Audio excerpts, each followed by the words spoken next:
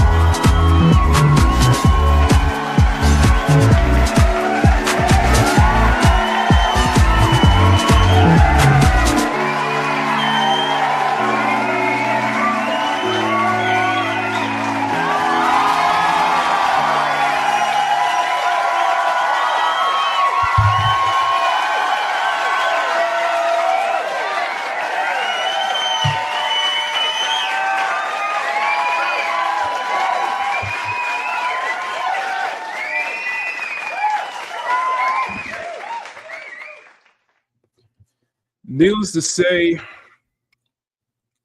the fine folks at Collective Shout are definitely in big trouble if this weekend has anything to go by. So, good morning, CSF Nation. I'm Makini, 90 Sherman Illustrator. Welcome you to episode 114 of Makini in the morning. Hope you guys had a wonderful weekend. And thank you. I want to say thank you to everybody who showed up for the 5-year anniversary show yesterday. That was a lot of fun. Special thank you to everybody who popped in. Special thanks to my co-hosts and all of you guys watching. Wouldn't be doing this without y'all. You guys are freaking amazing. All right. So we have a couple of news we're gonna go over. 3 specific topics that we're gonna dart. that we're gonna dart around this morning. The first being an explanation on Mississippi basically getting bodied by Blusky over their online safety app because they're getting a head start on it. We're also going to go over the $26,000 fine that 4chan is now getting by the UK for the UK online safety app because they basically rejected their fines. They rejected the UK Online Safety Act, and their attorneys, especially one being Ron Coleman, is stepping up to bat to defend them. And then we're going to end it with Madam Savvy, because Collective Shout, she is now basically reported Collective Shout to the police, and we are going to have a full video reacting to it as well. So, plenty to go over. My censorship news to probably go over as well.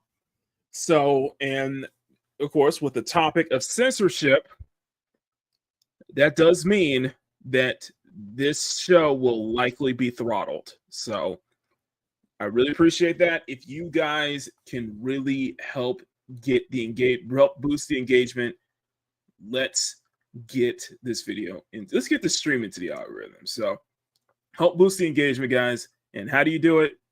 You guys know exactly how to do it. Hey, if you're enjoying this program, please smack that like button and make a jiggle. And smack that subscribe button if you want to see more art content from Makini. Thank you so much, and Hope you enjoy the show. Later. Smack that like button, make it jiggle. Smack that subscribe button, make it jiggle. I'll be working on Eunwha in the meantime.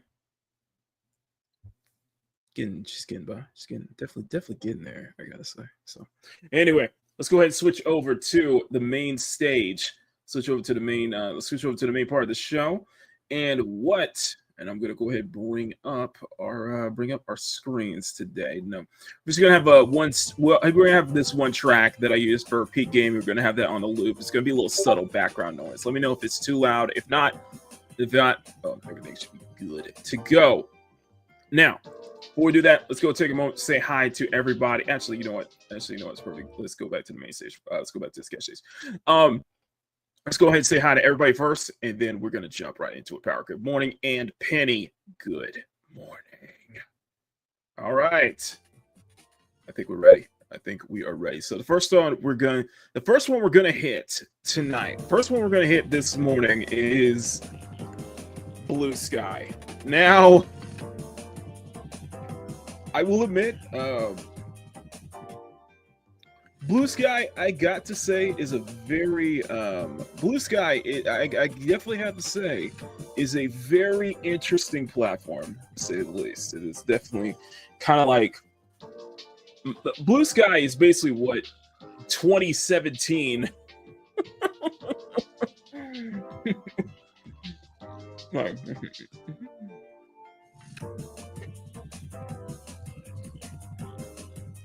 Essentially, Blusky is basically 2017 Twitter. Back in the day, 2017 Twitter. When Elon finally got hold of the platform, renamed it to X, a lot of people flocked to Blusky, and Blusky has basically become I won't say a complete echo chamber, but it definitely reminiscent of 2017 Twitter. Well, Blusky, and despite all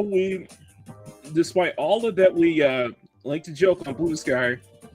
It did something good. It does some good, and this right here is what I'm talking about. Now, if you guys are not familiar with everything that's been going on for the past month or so, it started with Steam-ish.io censorship from Collective Shout, then moved on to the UK. The UK Online Safety Act, Kids Online Safety Act, was trying to get through Congress, all those stuff.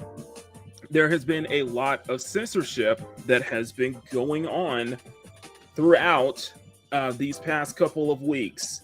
I will argue this past month. It has been absolutely insane, and it is all coordinated. You can't deny that all of this is pretty much coordinated at this point. And it's definitely been a way to silence. Definitely been a way to try to silence, dissenting voices, but also try to get people's IDs.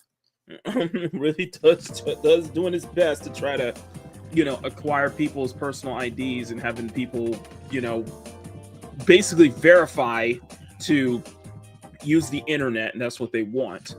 And this was never really about protecting children.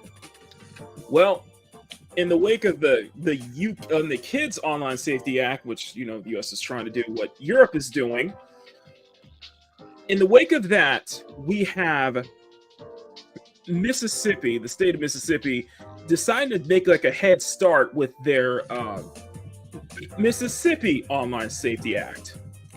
Blusky is not having any of that. Blusky is not having any of that jazz. And they have ultimately decided to go dark specifically for the state of Mississippi. So it is very, very, very, very, very good. It's very interesting. And Power's gonna remember. Power's gonna remember this in David Banner's case. The M-I, crooked I, crooked I, humpback I, make it want to die. If you guys remember that. Anyway.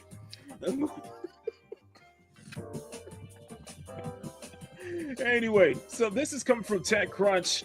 I will come from TechCrunch. Go ahead and check them out. Blusky blocked service in Mississippi over the age assurance law. Social networking startup Blusky has made the decision to block access to its service in the state of Mississippi rather than comply with the new age assurance law. In a blog post on Friday, the company explains that as a small team, it doesn't have the resources to make substantial technical changes this type of law would require, and it raised concerns about the law's broad scope implications.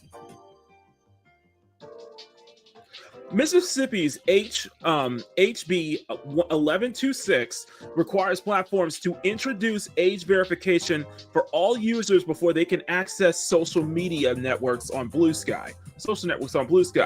On Thursday, U.S. Supreme Court justices decided to block emergency appeal that would have prevented the law from going into effect as legal challenges plays out in courts. As a result, Blusky had to decide what it would do about compliance.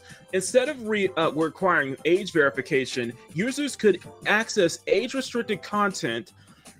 This law requires age verification for all users. That means Blusky would have to verify every user's age and obtain parental consent for anyone under 18.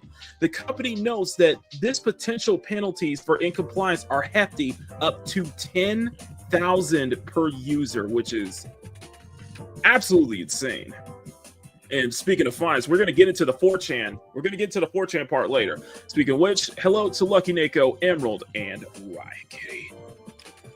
To comply, Blusky would have to collect and store sensitive information from all of its users. In addition to the detailed tracking of minors, this is different from now on from how it's expected to comply with age verification laws like the UK's Online Safety Act, which only requires age check for certain content and features.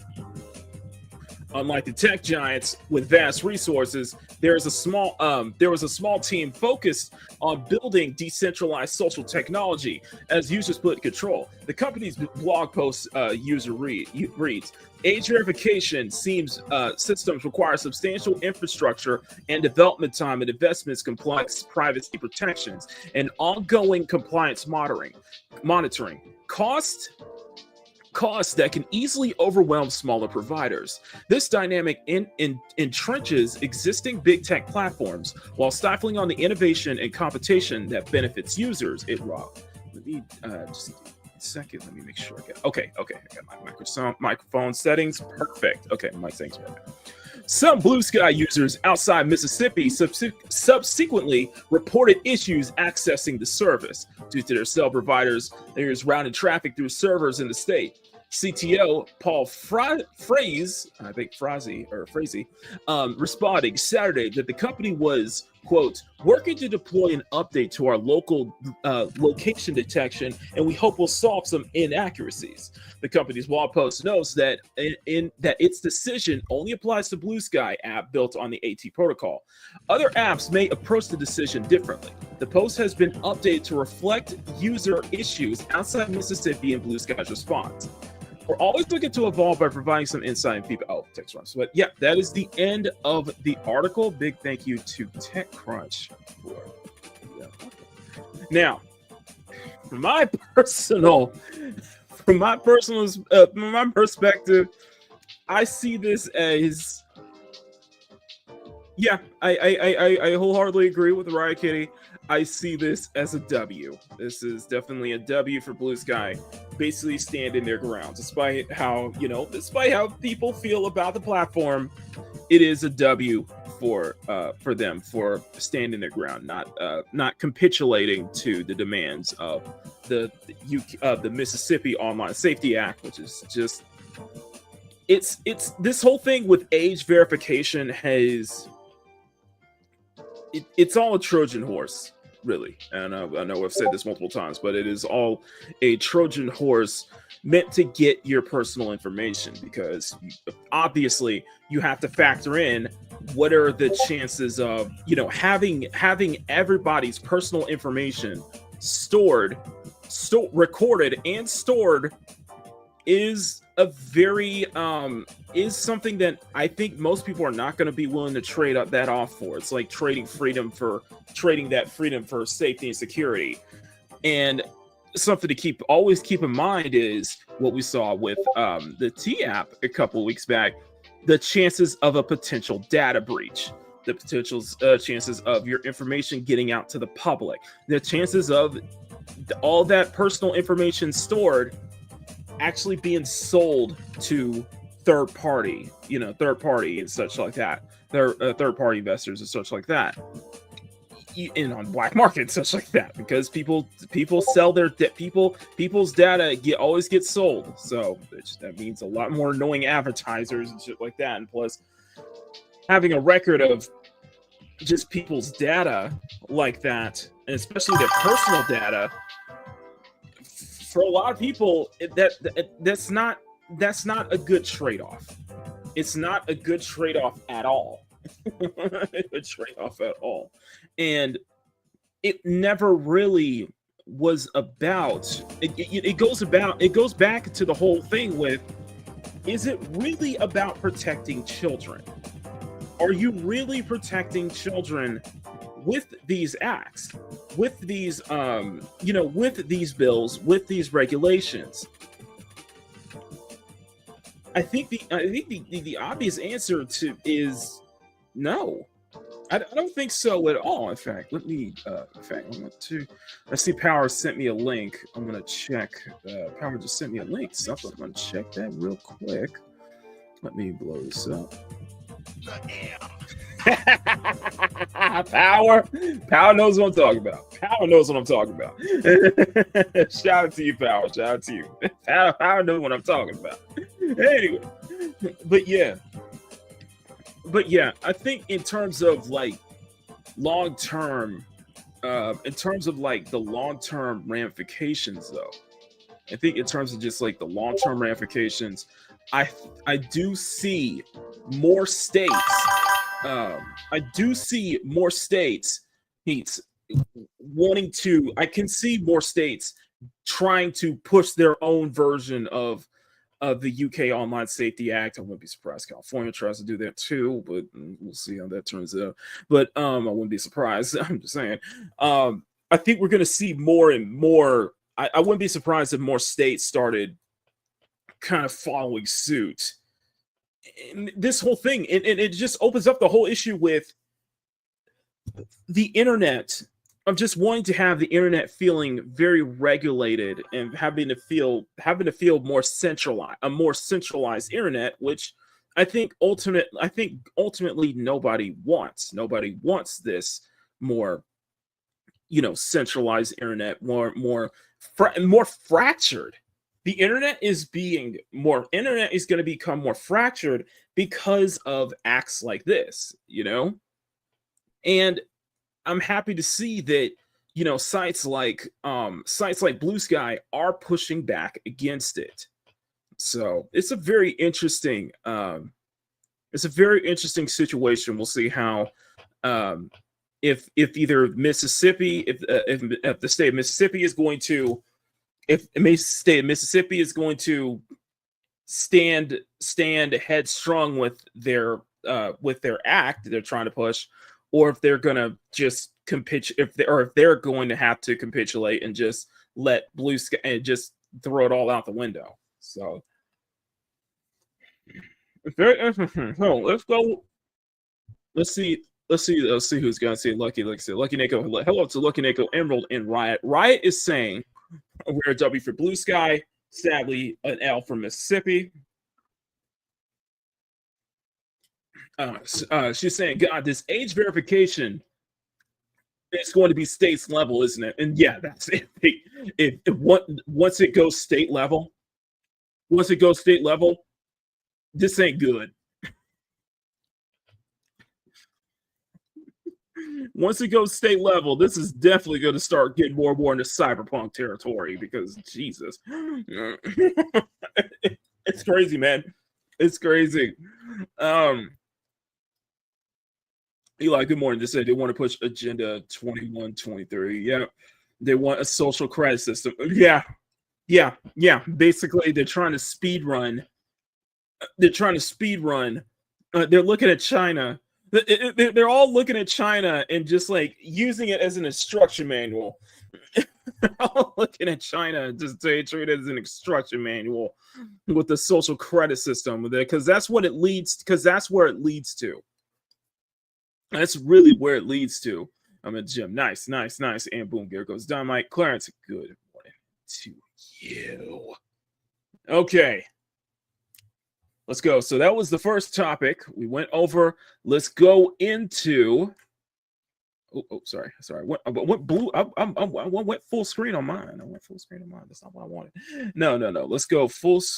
All right. So that was the first topic. Now here's the second topic. Now, for you guys have been seeing. Now we have been seeing speaking of U.S. because we're going to stick to the U.S. We have seen the Kids Online Safety Act, right here, trying to implement in the U.S. Now, the thing is that, and this is a story that we covered last week, 4chan, the UK Online Safety Act is now UK is trying to implement those rules on companies that aren't even from the UK. So the UK is trying to police what the UK wants to try to make this whole thing with the UK Online Safety Act. They want to make this a global thing, make this all worldwide. And the UK is not, and one site is not having any of it. One site is definitely not having any of it, and that site is 4chan. So this is from Dexerto. 4chan is refusing to comply with UK's Online Safety Act. The site's been fined $25,000 plus daily penalties, and it says it will not pay. This is from August 22nd. So this was about a couple of days ago. Now, we covered this on Makini Live last week's episode. We covered this on last week's episode of Makini Live, and the UK, 4chan is not backing down. 4chan is not backing down. And plus they have they got good lawyers to back them up on this case. One of which being Ron Goldman, who is one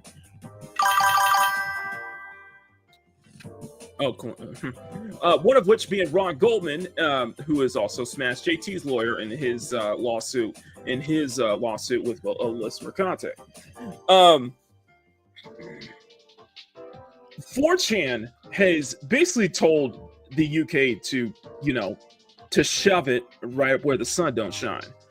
And major props to 4chan for doing that. And the thing is that this is definitely a complete overreach, and this is definitely a breach, because you're trying to police US companies. You're trying to police companies from outside your jurisdiction to comply with the same laws. So, UK, why are you trying to police a US company? Because 4chan is a US company.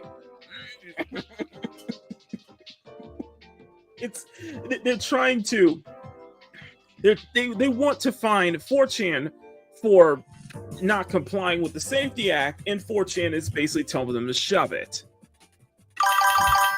Thanks.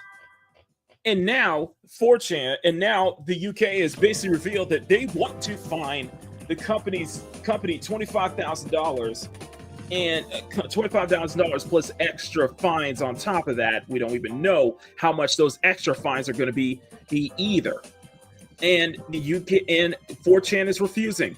4chan is flat out refusing. And I think this is a W for 4chan because, well, let's be honest here. 4chan, like Kiwi Farms, they are sites that you do not want to end up being with, man, because they do not hold back. Let's put it that way. 4chan with this, 4chan and like Kiwi Farms, they're part of like the old internet, basically. They're like the I won't say the old internet, but they harken back to the days of the Wild West internet, where it is no holds barred. You know, you got to be very careful about how you carry yourself online, because your information may end up on one of those sites. And bro, they are ruthless too. They do not put up with shit. They do not put up with it. So I'm totally on the side of 4chan with this one. And not only that, Dexerto has a full article that we're going to break into. This is from Dexerto by Dylan Horetsky. 4chan rejects $26,000 fine under the UK's Online Safety Act. A lawyer representing 4chan says the online message board will not pay a proposed fine issued by UK regulator Ofcom as part of their enforcement of the Online Safety Act. And yeah, it's not just it's more the company, the corporation Ofcom that 4chan is basically telling to piss off. Preston Byrne, managing partner of Burn and Storm, told the BBC that Ofcom had provisionally imposed a £20,000 penalty, with daily fees falling until 4chan complied. He argued the regulator's notices create no legal obligations in the United States, and described the investigation as part of an illegal harassment campaign against U.S. tech firms. You know what? I like that idea. I like that. It's basically taken what they say and basically using it against them.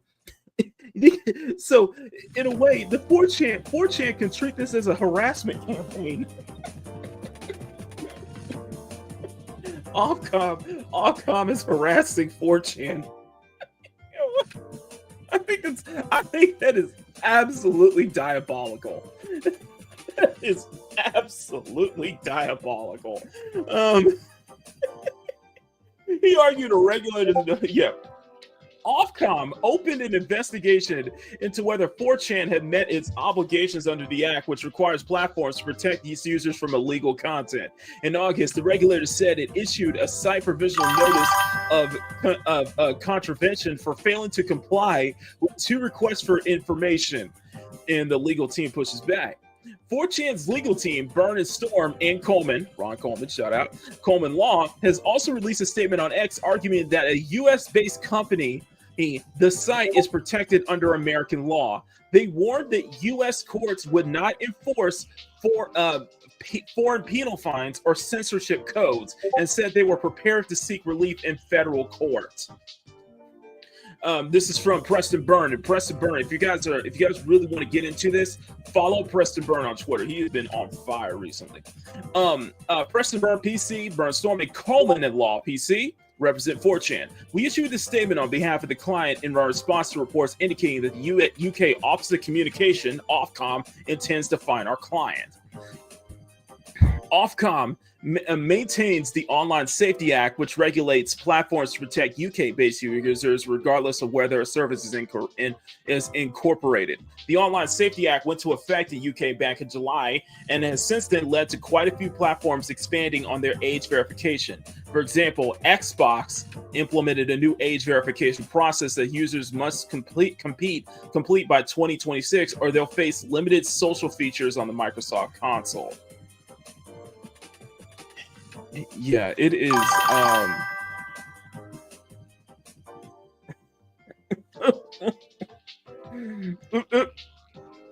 It's crazy, man.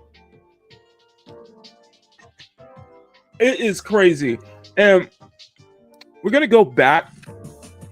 I'm gonna go back on Dexerto because we're gonna go into. I want to look at some of the comments here on the Twitter. On Twitter about this, because 4chan is definitely a site you do not want to mess with, and they do not want to mess with them, and they're not going to take this line down, basically. So not Akira says parody account says base 4chan. You see it, not my platform of free speech. 4chan is scared. At anytime someone in the UK tries to make fun of any other country, remind them they're always slaves to their government. TV licensing, yep. Yeah, oh my God, George Alexopoulos. Yep, oi mate, you have a license. Oh, that meme is good. That's a meme. That meme is good. That meme going 10 points for hero. Exactly. Oh man, due to local laws. Yep. It's speedrun in 1984. How will people answer to the Labour Party? Hello there. It seems you're tempted to insert your wow. Do you wish to continue? Oh my God, Clippy. Justice for Clippy. For Clippy. The UK, you will comply. The internet, you have no power here. Exactly. Nothing the UK can do about it. UK, good. The OSA, it's not about kids at all, but censorship and must be oppressed at every turn, especially when imposed entities are not even in the UK. Yep. UK is speedrun 1984. 4chan is the company is incorporated in the US with servers in the US. What makes Brits think they can find a US company when we literally fought a revolution not listening to them? That's based. That's based. That is based. That's a good one here. Hold on, I'm searching for an app to give.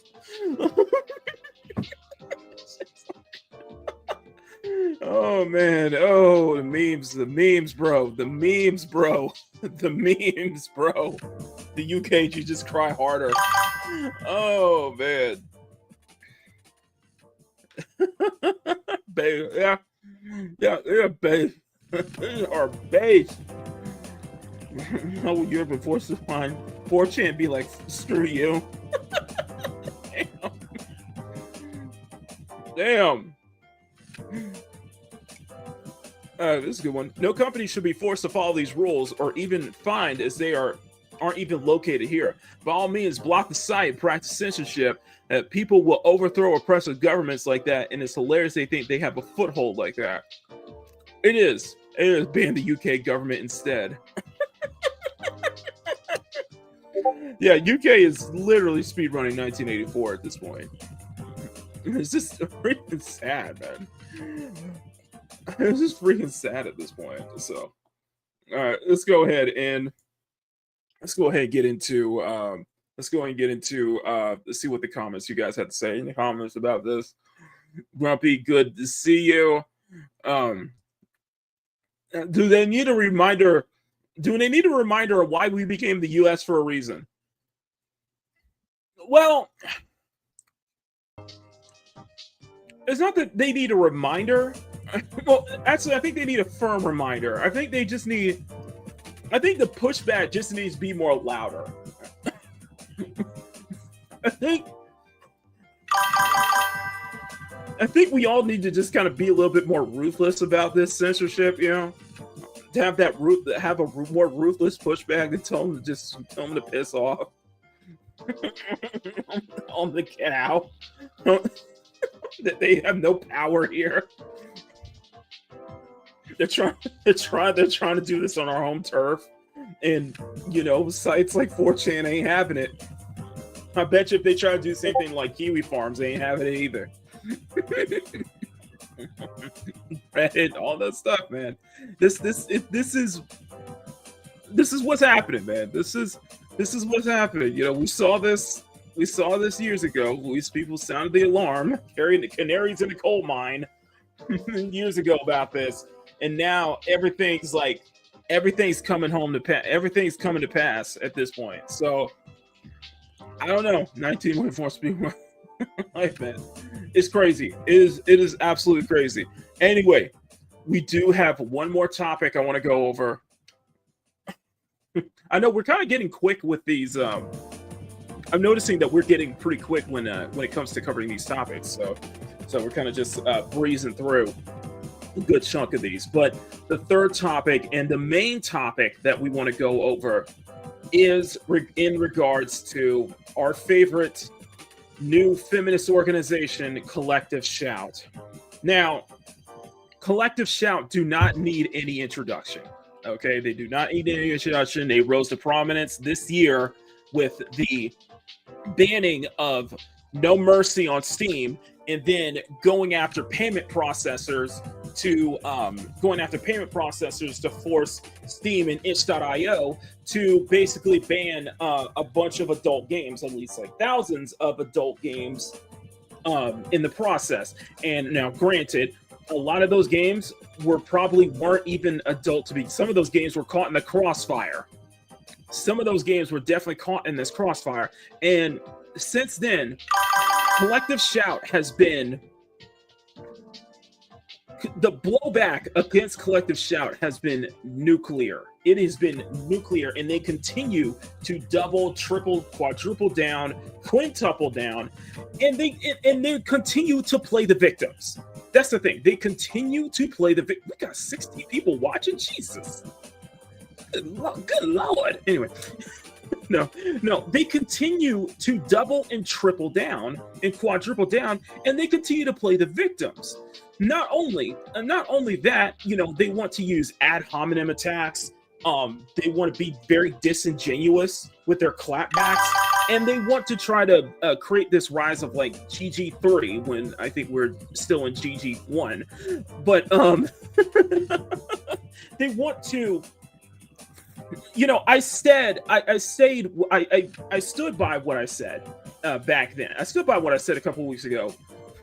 Yes, those games, repulsive as they are, they do have a right to exist on those platforms. So yes, I am defending those type of games having the right to exist. That doesn't give you carte blanche to go after. Going after the payment processors is a scummy move. It is a very, very scummy move. Not only that, it was revealed, and thanks to people like Mab Savvy for bringing this up that they caught in a whole mess of lawsuits when they found out that when everybody found out that they all want to protect children, they all want to do this whole thing, protect women, children, and abuse victims by banning games and such like that. But they defend a film that basically exploited 650 children? 650 children that in auditions, stuff like that. Oh yeah, cuties. So I ask you, who's the predators? Who's the real predators right here? Oh, by the way, they haven't said it has been a week. It has been a complete week. It has been a full week. What was it? If not, it has been even longer. Power. It has been a full week, and they haven't even said one thing about Roblox. They haven't said a single thing about the whole Roblox situation. We will. From what I heard, off topic. From what I heard, Smash JT got his videos. Smash JT got his videos covering the Roblox situation with limited ads. Apparently covering schlep in the Roblox situation is starting to get. You're starting to get yellow dollar signs of sadness if you cover it. So I still think it's important. So I think on Wednesday we'll do a full react. On Wednesday I'll react to the Schlepp's recent video because it has gone mega viral, and now that he's working with Chris Hansen, it's very it's gonna get crazy. It's gonna get more insane. But the thing is that Collective Shout has not said one iota of anything. And one of the biggest people who have called out Collective Shout is obviously Madam Savvy. Madam Savvy has been on a freaking... Madam Savvy is just... You don't F with her, okay? Let's just sum this up. Madam Savvy, you don't F with her. You do not. you see, I was joking. I'm like, I really hope that I never end up being like her crosshairs or anything like that. So Madam Savvy has basically been going to war with Collective Shout, and she and a few other women too have called out Collective Shout numerous times. The thing is that Collective Shout, being an Australian feminist group, they refuse to acknowledge Madam Savvy's. Well, at first it was refusing to acknowledge the fact that women are not going to be on the Kool-Aid and stand against them. The other thing is not even addressing the fact that they have continuously misgendered Madam Savvy. They call her a man. They address her as a man when she has been a woman all this time. And apparently in Australia, you can get in trouble for that. That's actually against the law. So Madam Savvy did what Madam Savvy basically took it there. She reported Collective Shout to the police for misgendering. Basically using their own tactics against them. And it is absolutely diabolical. Shout out to Google Fixes for that. And second, it is savage.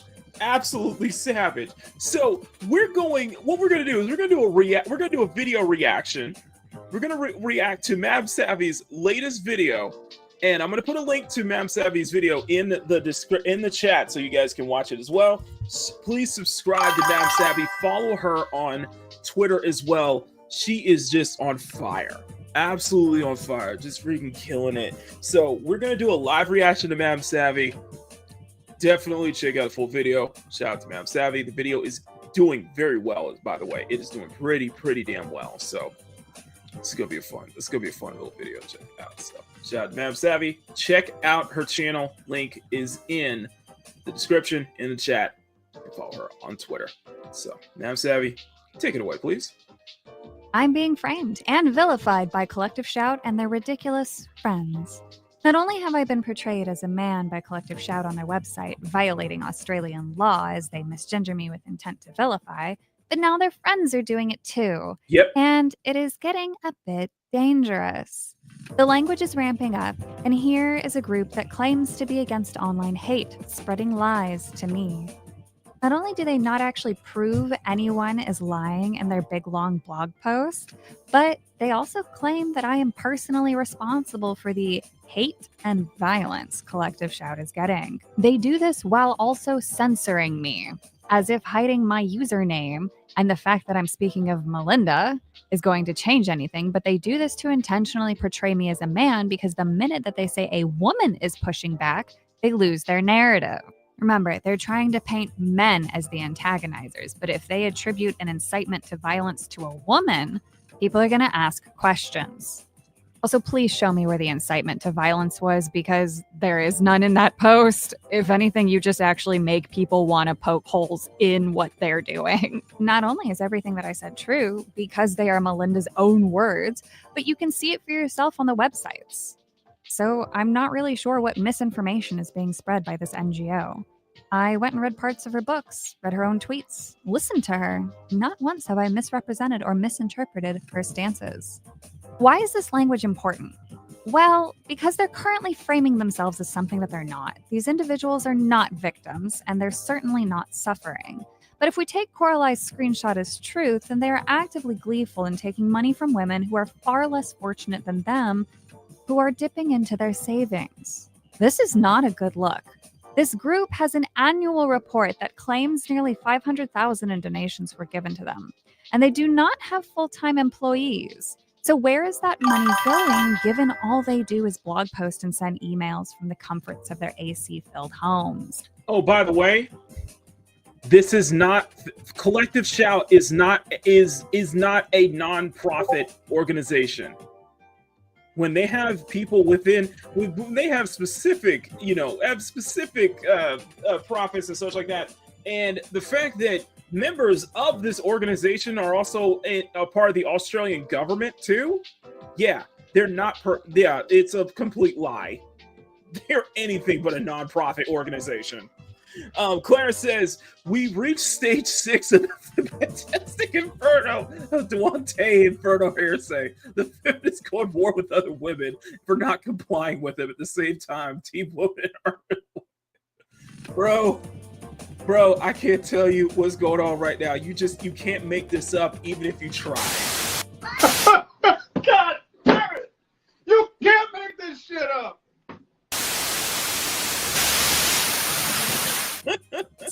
Why do they need poor old Bernadette's cash? And how is that money going to stop me from continuing to post their own words? Either way, this is not something they should be boasting about. Collective Shout wants to portray me as a man, and that I am causing any perceived wrongdoings. Well, ladies, keep on doing it. It works out better in the end for me when you lie endlessly. And then you get your buddies to try to frame me as a man because it makes it all the more sweet in the end when people do get to see the truth.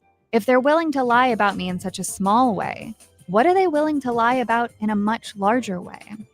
We already know that they lie about qualifications, they lie about adult games being marketed to 12-year-olds. Never once a lick of proof has ever been presented by them. And I certainly... Steam and itch.io have never once listed their marketed their adult games to minors. They have never once. And every time we disprove, every time they try to make these lies, every time Collective Shout tries to make these lies, they have zero proof to back it up. It all just, trust me, bro. And the fact that it's gone to this point to where they hate the idea of women actually being against them, that they won't even acknowledge them as women, it throws their narrative completely off. It points them out to be the, let's be honest, collective frauds. Collective Karens, more like it. I wouldn't be shocked if most testimonial they claim to hear is all lies and embellishment. I just can't take them seriously when they need to lie about someone like me. But it doesn't end there. Because I've been both busy with a kitten and sorting through my research that I've been doing for over the past year, they decided to poke the bear once more after a few days, and I'm more than happy to oblige. Coralie chose a very specifically crafted tweet in order to continue to try to link me to violent threats. Not only was this account made this month, this year, but it is also a massive contradiction in the way that online trolls function, especially the violent threat archetype. You see, the last line is a complete giveaway. Not only would my supple-thighed followers know that I am the only woman being labeled a man, making the phrase a redundancy and excess text that conflicts with the fast retard typing of the rest of it before, but it's also the only reply. A one and done, not normal for the violent shit poster. Usually they operate in bursts, not a single tweet on a single account. They also carefully sprinkle in a lot of normal tweets so that way they don't lose the account so fast. Punctuation is also a contradiction to the sentence structure, but the video isn't about dissecting language, it is about Collective Shout's actions. Now, I also gave this advice live, and it seems that, well, Collective Shout took it to heart because now they're honing in on yet another account that says Hail Savvy, that may or may not be them, that may or may not have been made recently, that is somehow possibly maybe posting something that might look a little mean.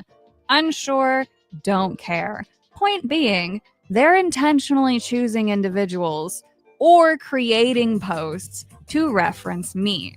But ladies, I do have some advice once again. It is one or the other.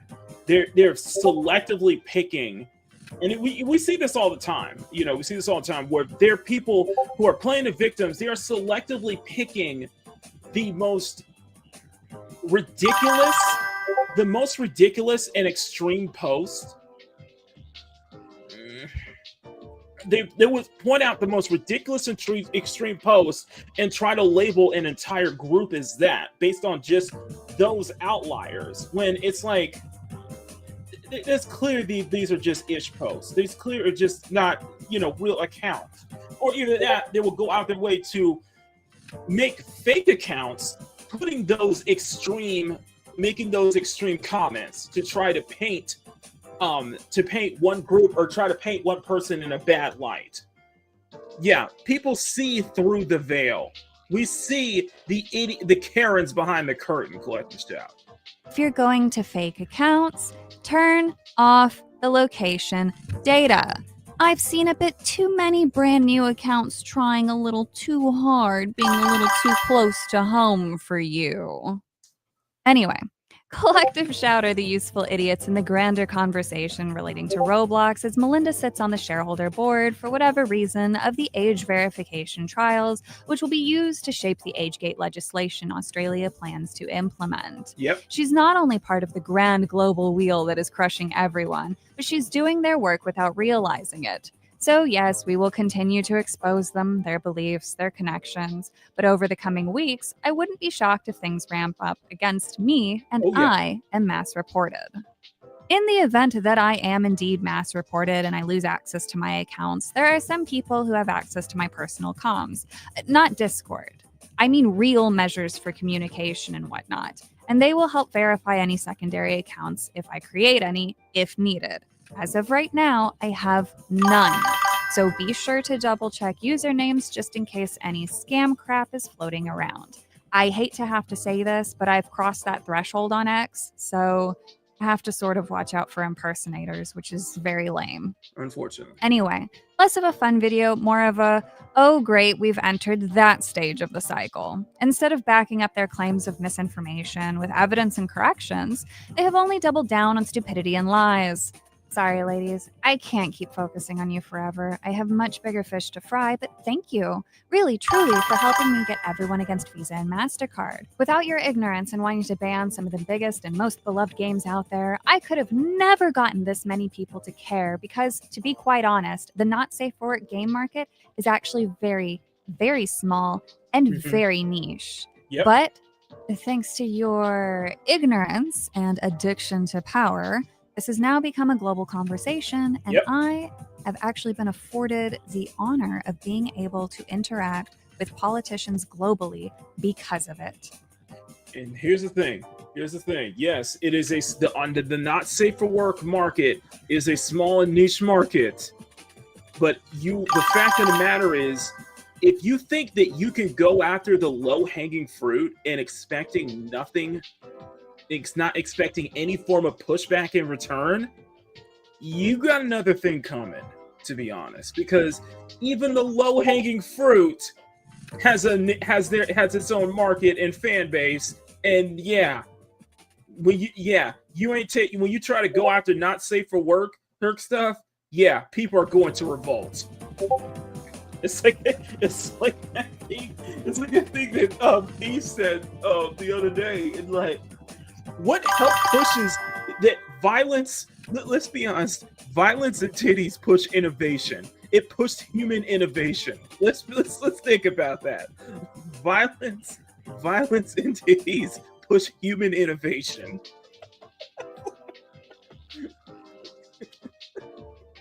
I was like, you out of line, but you're right. You ain't wrong completely.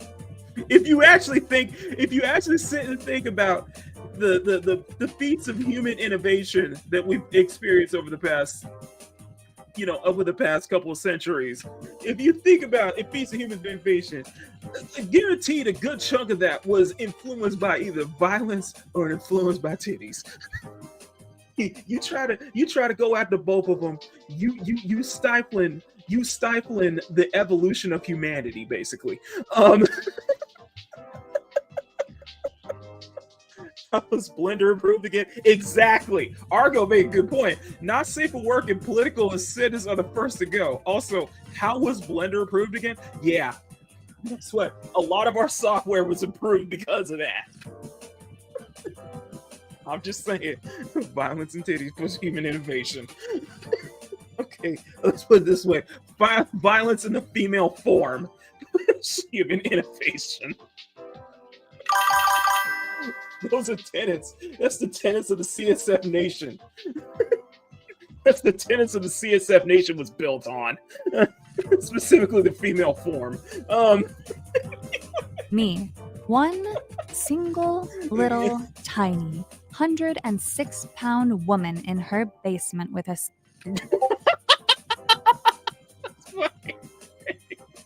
I'm just, that's funny. Anyway, I just wanted to just okay. I'm just saying, the female form puts human innovation. So, shout out to the CSF Nation. Can we get a salute in the chat? sun allergy, who almost never goes outside. Well, you've got what? You've had to call on British MPs, someone from the UN, other NGOs. You've gotten Australian news media personalities to block me. What has that done for you exactly? NCOS and you, Collective Shout, went from being ignored to having your social media presence now radioactive with your words shoved back at you. And your hypocrisies. Bonus meme! Wow. I got to report an Just hold on. I want to answer Emerald's comment real quick. Listen, Emerald, you don't understand, okay? You don't understand. Nikkei is almost a Goddess of Victory. Nikkei is almost like it's almost like a warning here. The moment one country, I'm calling this right now. The moment that one country builds the first successful Nikkei, the first successful female soldier, the first successful robotic female soldier, we're screwed. We are fucked. That's what I'm calling it right now. I ain't a prophet. I'm just saying. The moment that the first successful Nikkei is produced, we are screwed over. We are fucked. You see it? Oh my god, that would be. I could totally see an arms race. Oh my god, I feel like that would be a good sci-fi.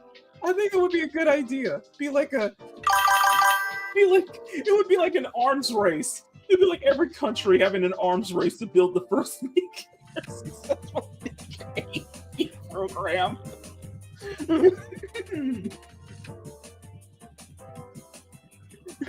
I'm just saying, it was a Chinese robot incubator or something like that. I don't know. I'm just saying. Pushing gore fixes, maybe GTA 6, exactly.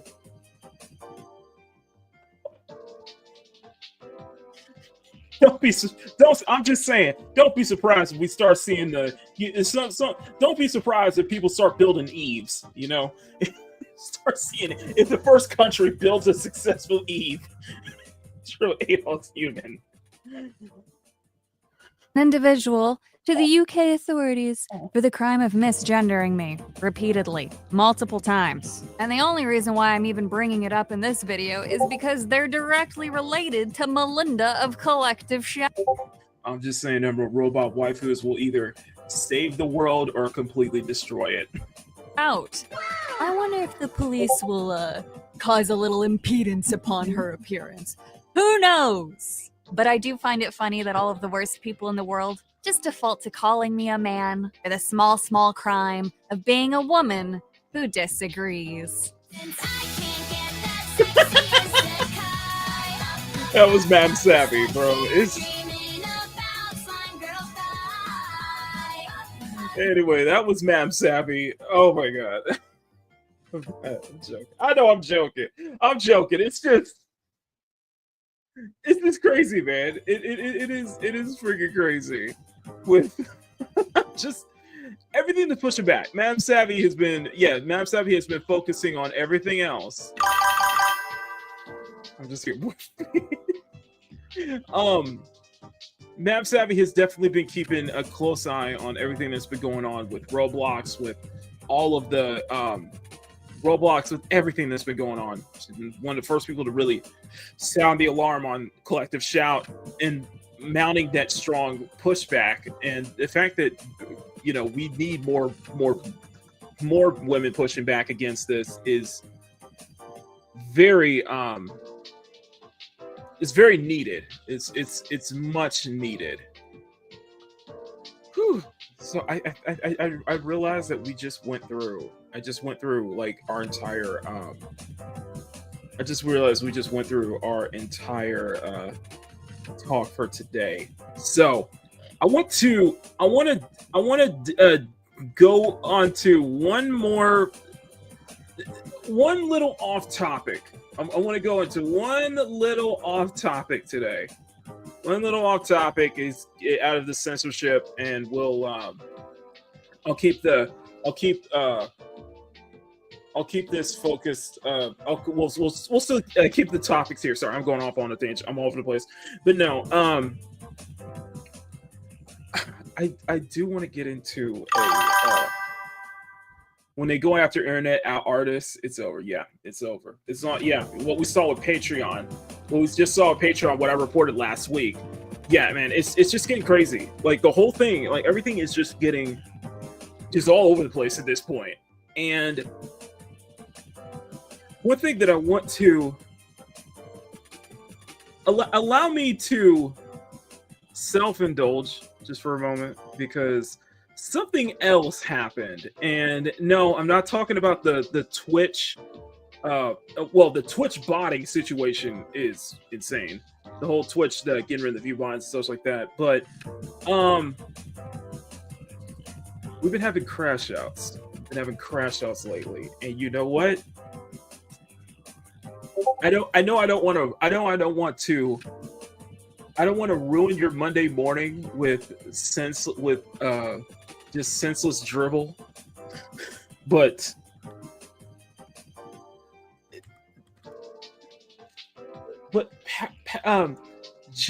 Neo J knows what I'm talking about. And Neo J, if you're listening, I've been keeping up with what is hands down the most entertaining thing on YouTube that I've been watching. The most entertaining shit that I've been watching, and it has been all over this freaking Hassan Ethan drama.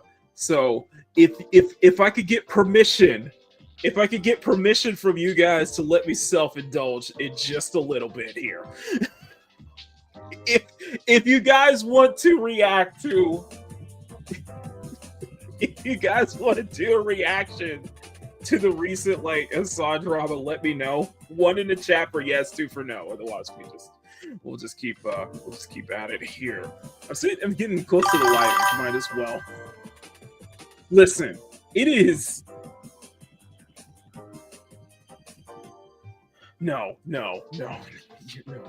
got to. You know what? No. I want to get into one specific individual. I want to get into one specific individual. Wait, what is this? Power, what are you trying to send me? Power, what are you sending me? What are you doing? What are you doing, Power? What are you trying to send me?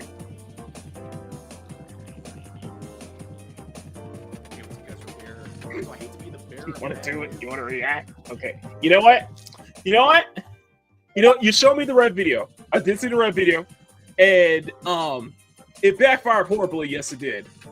But I feel like the most entertaining part of this has to come from Pegasus. So we're just gonna react to Pegasus real quick. We got 15 people watching plus Loki in the viewers. Good morning, guys. Good morning. Oh my god, I am all over the place this morning. Okay. Allow me to self-indulge for just a little bit, because this shit is entertaining as fuck. This shit is entertaining as fuck, man. Oh my god. And Loki, thank you guys for the thank you for the raid, bro. Thank you for the raid. Hope you're doing well, man. Oh my god.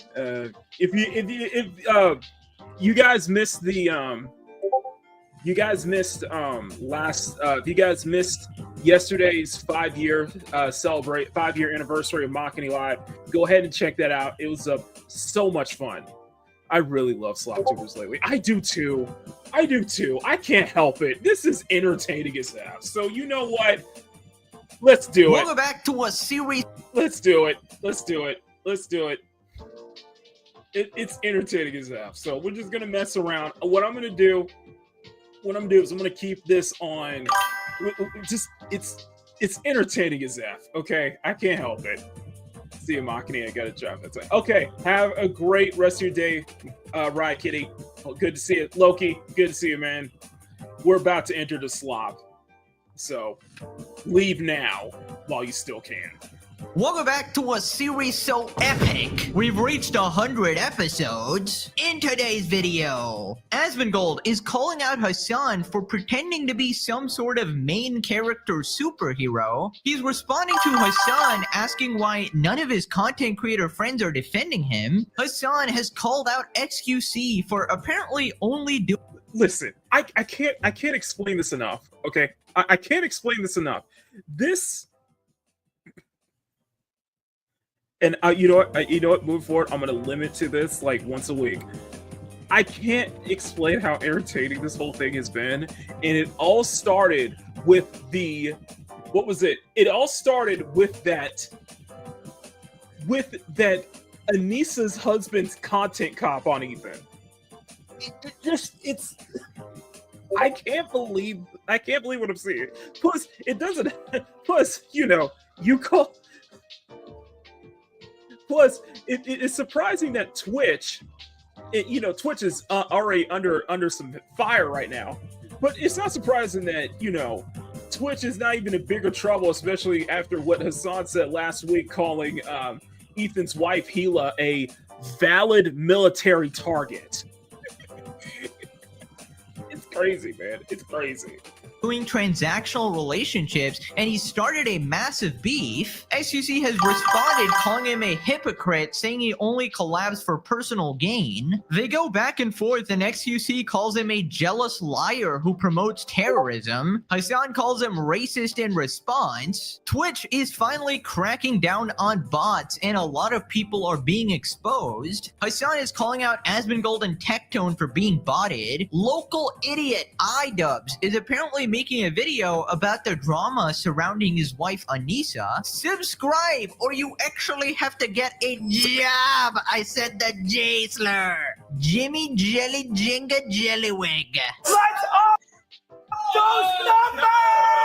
Also, as promised, it's another sad day for the unemployed. Let's just say that much. Episode 100, I have officially changed my shirt. All the comments can stop now. A truly legendary event. Right, so last time we talked about Hassan pretending to be some sort of a superhero, right? Being the only one fighting against the forces of evil, that being Asmongold and the Sloptuber complex. And there's only one person who is actively in the top, regularly duking it out with these people. Well, Asmon has responded. There's one top, man regularly duking it out with these people, and it's you, the Lone Ranger.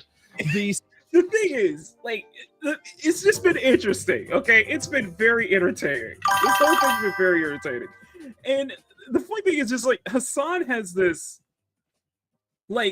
he has serious main character syndrome. I feel like that lady ain't gonna hit people this role. She's probably just gonna leave. Oh yeah. You mean you talking about Anissa? Oh hell yeah. No, just the thing is, Hassan has serious main character syndrome, and he can't acknowledge. He is just so incapable of actually looking in the mirror, of actually being reflective, on realizing that, hey, maybe it's me. Maybe it's me who I am saying all of these things. Chris Ray. Hey, maybe it's me that's causing all of these problems for everybody around me. Maybe if I could learn to not say the most crazy, ridiculous things imaginable that could get me banned off this platform, which, let's be honest here, they're never, and I mean ever, Twitch is never going to acknowledge the fact that Hassan is what's causing a good chunk of their problems. A good chunk of their problems. And you wonder why streamers are not going at, why content creators are not other content creators are not defending Hassan, it's not because they're afraid of Asmongold. They don't want to co-sign somebody who is literally promoting, who has said, I support the Houthi terrorists 10 toes freaking down, who has called, who is one of the way who to call, you know, somebody's wife a valid military target. We could go on and on and on about just the amount of every single, there's going to be a compilation of everything Hassan has ever said live on stream.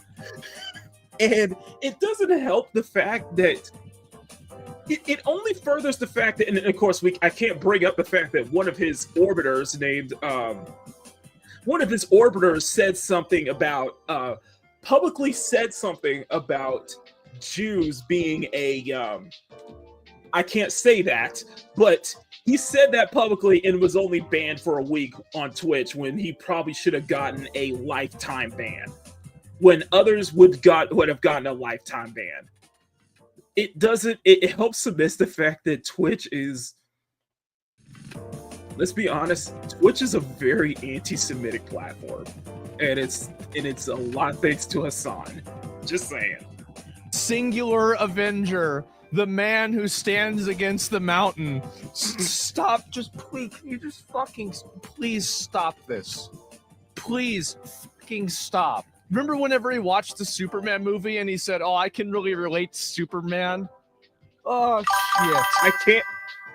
I can't say it because I can't say what Mike from PA said specifically, because apparently you can't get demonetized over that. So yeah, he said that live on stream and only got a 1 week ban on Twitch, when if it was anybody else, that would have been a permanent ban.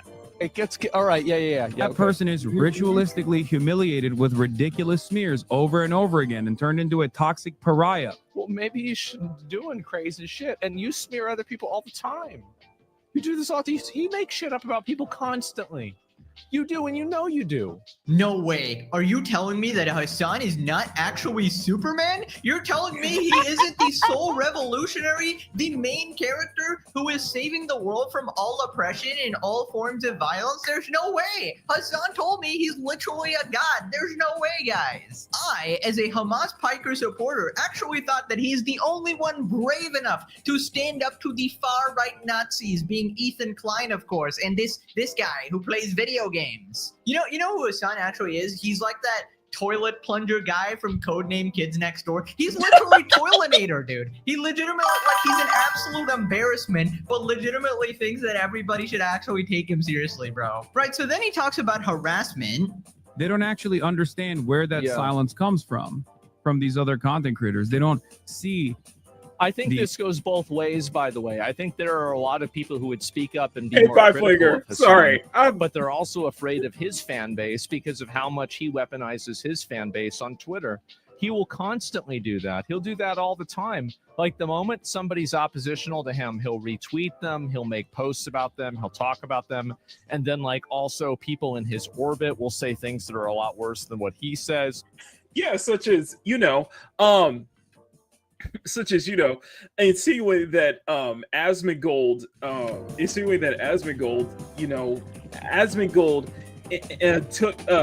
took out his own mother when she was passing away. Yeah, there was multiple people in the Sun orbiters were saying that, or accusation that Asmongold ended his mother's life, and it's like, bro, you get what you have to deserve.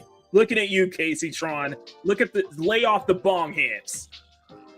And there's an entire, like, fucking, misrepresentation in, fucking complex that happens with these people. So I think this cuts both ways. Listen, here's a central rule on the internet. If you say stupid shit on the internet, chances are you're gonna get some flack. That's just how it is. If you support terrorists on the internet, I feel like the average person is not trying to harass you. They're just trying to tell you, hey, this is kind of bad, bro. You should probably stop. You're leading to actual harm in the real world, right? Now, why is it that the average Hassan supporter seems to receive a lot of criticism on the internet? Well, it doesn't help that all of your supporters just conveniently happen to be the most degenerate freaks on the entire internet, from gooners thirsting after high. Oh, by the way, Gorbachev, that is one of that Gorbachev is actually Hassan, one of the moderators on Hassan's Discord, and he basically got exposed as a Dan Clancy level gooner after he tried to cancel Amaru. That was from I think it was like last month. I think it was like 2 months ago or so. But yeah, he got exposed as a gooner. Had like 30,000 videos on X videos, a Poontang site. And I'm like, bro, are you for real?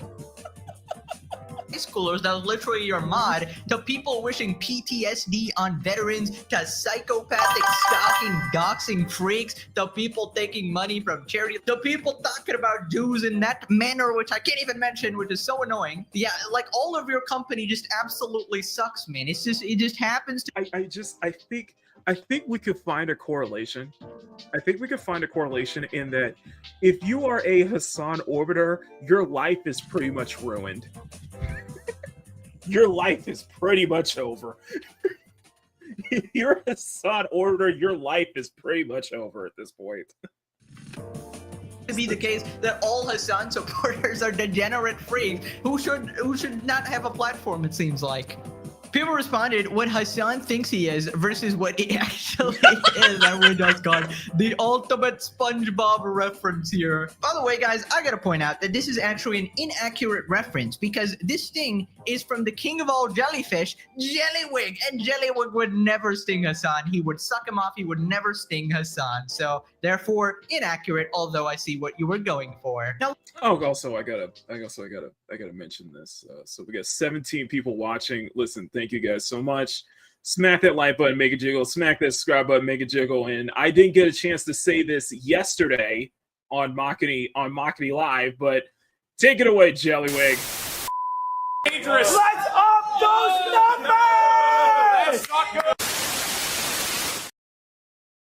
Anyway, just wanted to add that. last time we talked about how Hassan was complaining that his legion of friends that he definitely has behind the scenes does not actually defend him publicly. Obviously, according to Hassan, there's tens of thousands of content creators in the background secretly supporting Hassan, but they're afraid to actually speak out because of harassment from Asmongold, it seems. Just this fucking, like, everything is Asmongold, it seems like. You know, they definitely exist, just like the Tooth Fairy. Well, Asmon responded explaining why nobody actually defends him. You gotta stop bringing up the yes, I did. Shit where you talk. Yes, I did. Smack that like button, make it jiggle. Smack the subscribe button, make it jiggle. There you go. About Gila Klein and being a valid military target. You think that people, if you think that you didn't mean it that way, then why is everybody in the comments of her Instagram saying that she's a valid military target? Why is that? It's because you never had to say her name. You never had to do that. Nobody asked you to do that. Nobody needed you to do that. Nobody wanted you to do that. I don't even think you, I don't even know what you're doing. Like, what is this? So the problem is that a lot of people don't defend you because you do things that are indefensible. You do things like bringing her up whenever you're talking about valid military target. You do shit like talking about how terrorist organizations that kidnap people that are like complete third parties, like fucking Filipinos for a year almost. You act like what they're doing is good. Like, that's the problem, right? You want to get people to defend you, you have to do things that are defensible. You can't support this crazy shit. And then, like, I remember, like, for example, when that one dude went and shot those 2 Israelis at the embassy, you go put your chat on sub mode, everybody's spamming hearts when you're reading the manifesto. Man, that doesn't look good. And so, like, if you want to have people defend you, if you want to have people be on your side, if you want to go to the streamer games, you want to be part of the, you know, sponsor events, etc., you've got to dial shit down, man. Dude, I swear to God, this Exactly. guy is just saying the most common sense shit, and Hassan is going to take this very clip, he's going to respond to it, and pretend that Asmon is the fucking devil that needs to be eradicated from this planet. Like, literally, he will take the most commonsensical take and be like, I can't believe Asmon is doing this, guys. He literally just said the most common sense things like, hey, if you want to be part of mainstream events, and if you want your friends to associate with you without, you know, being blacklisted from sponsorships and shit like that, then stop being freaking nut job crazy. You know, it's that simple. And, you know, people think my videos are criticizing Hassan, which they are, you know, half the time. But half the time, if Hassan actually watched every episode of the series, I give him such good advice, legitimately. I just ask him to stop being crazy for a second, you know, and people will automatically start liking you. It's really not that hard. It's not that difficult. On the internet, people do so much heinous shit, and everybody just forgives them and moves on. Like, legitimately, the internet is a memory of a goldfish. I'm literally trying to help him here, and he just doesn't listen. Moving on to XQC versus Hassan. Oh, by the way, guys, I was wearing it all along. I'm sorry, Absolutely I'm a villain. diabolical. I will never change my shirt as long as I live. You absolute blundering baboons, you all fell for it. My master plan. If you fell for that, comment below, all right? I left a Absolutely little hint. I think diabolical. I left like a little bit of text here so you guys would see it, but hey. Yeah, you gotta wait till episode 150 now, all right? I'm sorry, I don't make the rules, it is what it is. You know what, not 150, because I don't know if I'm gonna continue the Hassan series, but you gotta wait Please till do. the end of the year, let's say. Please do. This is some of the most entertaining shit I've been watching all this year. Aside from everything that we've been kind of covering on like Makini Live, Makini in the Morning, and Peak Gaming, this is some entertaining shit to listen to. Like, this is just entertaining as hell.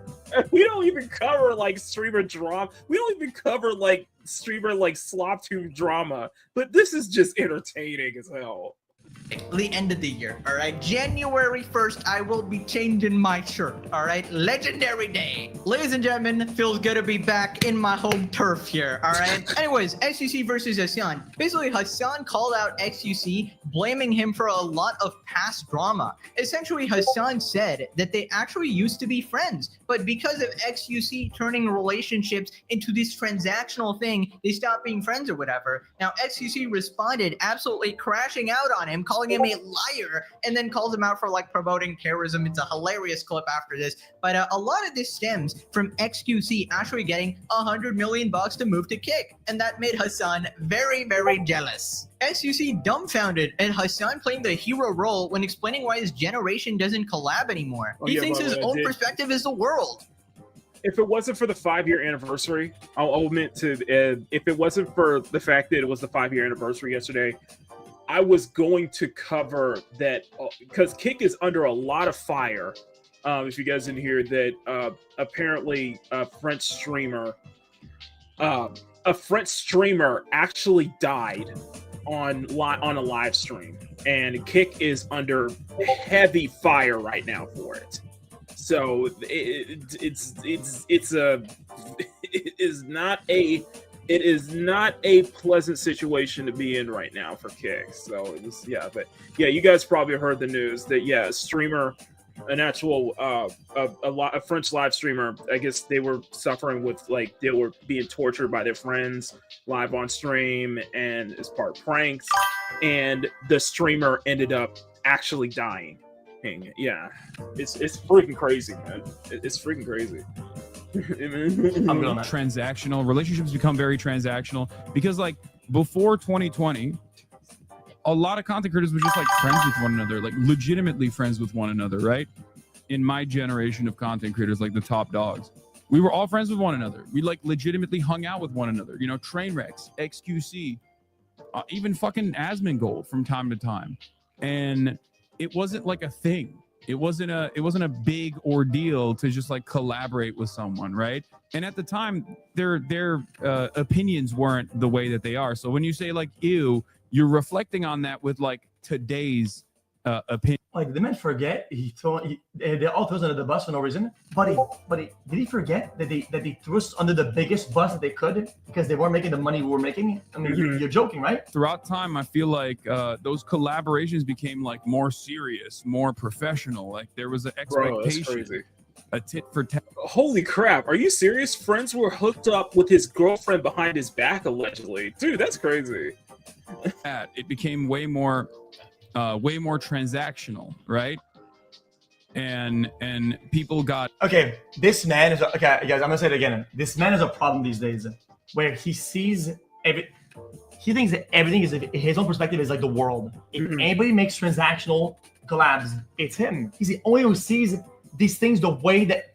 Buddy, you are making your own world. We don't. Not everybody lives in that world. Oh, absolutely. I don't doubt this at all. For Hassan, obviously most things are transactional. He's projecting his own worldview upon other people, right? Just because the only reason he collabs with other people is to increase his viewership and increase his influence and, you know, spreading his political ideology. That's his main goal, to convince most people to his cause, right? He thinks everybody else is also like that, but obviously most people don't have this secret political agenda, right? And they're not trying to brainwash everybody. And from what I've seen regarding XQC, I don't think this is the case where he only collabs to get some sort of profit himself, because for a period of time, he was literally the biggest streamer. So anybody he collabed with was literally smaller than him. And most of the time he's just collabing with his friends to play games or whatever, and they don't really have like a big viewership or anything like that. So it's just weird. He would collab with people who weren't even streamers at points. Also, I'm actually starting to feel bad for Hassan. Here he is, completely oblivious, thinking, oh yeah, we all used to be such good friends, you know, SUC, Asmongold, and I wonder why our friend group disbanded. Brother, maybe because you became completely fucking insane, dude. Like a radical freaking nut job. Like, this is the equivalent of finding out your friend is a PDF file. Like, legitimately, it's almost at that level where you're like, yeah, I'm just not going to associate with you anymore. I should probably report you to the police, you know? But, you know, can you imagine an alternate timeline where Hassan and Asmongold are best friends? Dude, oh my god, I would pay good money to see that shit. Then Hassan calls out XQC, basically blaming him for everything. Like you would date this whole drama back to that whole, you know, Hassan and Ethan leaving, Hassan and Ethan splitting apart because during the Leftovers, after that whole Leftovers show that they did, that the two collab, because they agreed with everything, but this one thing about, you know, what is going on in Gaza is what caused this divide, you know. And I don't think that I remember watching that whole, I think it was a Steak and Eggs. It was like a Steak and Eggs podcast that Hassan was guest on. Steak and Eggs used to be a podcast that Asmon, Tectone, and Emeru used to do. But yeah, there was one episode where Hassan was, and it was like, you know what? It's kind of funny to see what would happen. And I think this is before the whole 2024 election. But it's just, I find it interesting to see how, for example, Tectone and Asmon were sitting on the same couch across from Emeru and Hassan. And it's very interesting to see kind of how that ended up basically being kind of like an omen. It was always a case that like Asmon was just the biggest political streamer on Twitch, and Hassan has been completely envy of that ever since. I think like the big nuclear bomb in terms of like my generation, like no longer collaborating with one another and no longer having a sense of community with one another, I would say was during COVID, XQC's mistreatment of other content creators kind of started this drama a little bit, because he would just like treat every content creator like a fucking NPC. And because he was rewarded tremendously for that, no one... Dude, chat, guys, this man actually needs help. Somebody's gotta check in and just sit and, are you okay? Yo, Hassan, we care. Are you okay, buddy? Is the man okay? No one really said anything about it, and a lot of people just like kind of let it happen. It wasn't even just GTRP. It was like Among Us, GTRP, No Pixel.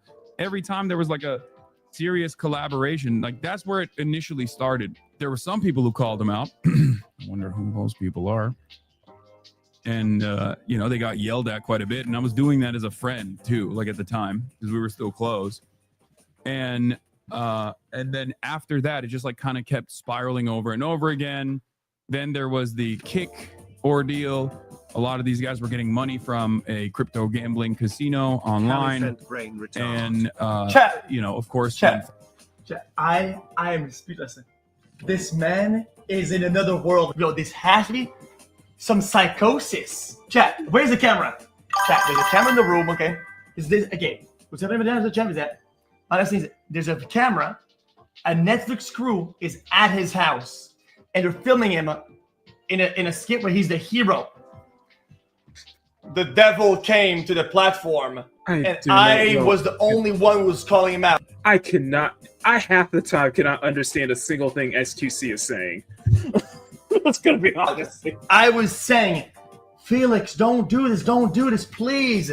Please don't do this. Not the gambling. And then I tried as best as I could, but the world didn't see what he was like. Only I saw that. Like, what the fuck? Come into play. He's crazy. Dude, you can't be serious. Hassan playing hero again, dude. How many times does he actually do this? It seems like he's the one good force in this entire world, and everybody else is just evil, guys. With Asmongold, he's the only soul creator, the hero fighting back. With XQC, he's the only person keeping this menace in check. Like, oh my god, dude, the other week, Hassan really thinks he's James Gunn's He's James Gunn's Superman. He really does think he's that. XQC was playing Clash Royale. What a disgusting freak, man. I can't believe this guy's allowed to have a platform. How? Somebody tell me, how is he always the main character, the arbiter of truth? And listen, you know, I've said this before, but I think it's perfectly fine to draw a moral line wherever you want to do, right? Hassan thinks gambling... Argo, I'm just saying, I think XQC, I just saying, I probably need some kind of like translator to understand what XQC is saying half the time. Is bad, you know, promoting gambling is bad. That's perfectly fine. A lot of people do, right? But then you got to be consistent with your morals. You can't say gambling bad, but terrorism good. It's just a fucking like nobody is buying that shit, dog. At this point, we know that you're just virtue signaling because you don't have a consistent moral line. Right? The only reason you say gambling is bad is because XQC got a $100 million contract and you did not, and you were unable to secure a good contract for yourself. Right? So after this, XQC starts losing it and starts crashing out at him. The whole gambling saga wasn't about gambling. It was the fact that like some one-upping happened, and because you weren't getting your bag, then you threw everybody under the bus because some guys were not getting paid as much as the other guys. Oh, dude, we don't like Gamba, and they ended all that. And because people found an escape out of this fucking cycle, then it's our fault. Oh, it's our fault. We did this. Don't promote gambling. Promote terrorism. Yes! Guys, don't gamble. Instead, be a terrorist. Boom! Holy shit. Buddy, lock in.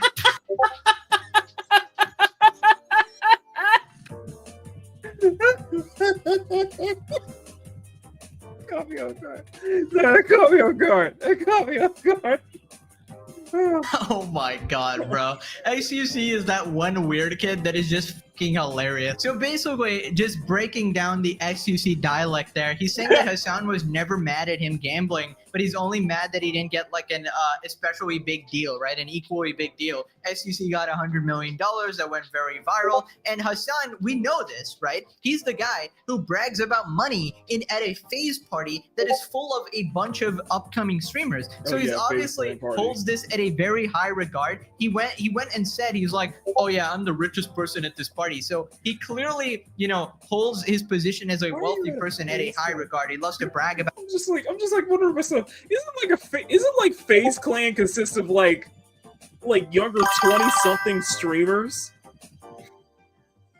We are EA. We need to do better. I was like, why is Hassan over at a freaking FaZe Clan stream with like half those streamers are like those streamers are in like their early 20s though, and Hassan's like in his early 30s. I'm just saying. just weird. It just came off as weird, you know. About his money, right? But yeah, now XQC is, you know, in a different league of his own right now. He can't hope to compare. Hassan might be very rich, but he does not have $100 million, so he's very jealous, right? But it is honestly just getting embarrassing, man. He treats other content creators like NPCs. Hassan, and we just got the 4 musketeers behind them. Show the picture of Hassan putting iDubbbz in the cuck chair. All right, come on. That is the most NPC treatment humanly possible. Hassan's generation, it is the absolute two goners that were after Hassan, calling him hot and shit. Play the clip. He's so smart. Isn't one of them like one of the Real Housewives who got like one of the women who was like gooning over her son? She like earlier had to private her. This is like she's one of the real. I think she's like one of the Real Housewives or something like that of one of those shows on Bravo. But she said something like vile on Twitter and ended up having to private her Twitter account. It's like, bro, you can't make this up. It's like it's all connected. So deeply attractive. He's so well spoken. I'm just looking at him the whole time thinking, you're like the full fucking package, dude. Then XQC talks about how Hassan never actually collabs downwards or, you know, collabs with people with lower viewership. But that was just my gen. He's literally instant defeated by the extent of his no free collab policy, where he won't collab downwards no matter what. And name every collab that I've done in the past. Hold on. And name somebody, the people that I've been with that were lower than me in viewer count. 90% of my collabs are with lower viewer count my entire career. Now, do something with this guy. This guy, he probably did 3 collabs his entire life with people that are less viewer counts than him. He only shoots up. Hold on. Unless they are a terrorist. Then it's full steam ahead. Please be on my stream. Please. More terror. It's insane. The man has lost all the marbles. Buddy, the spaghetti has fell out of his pocket.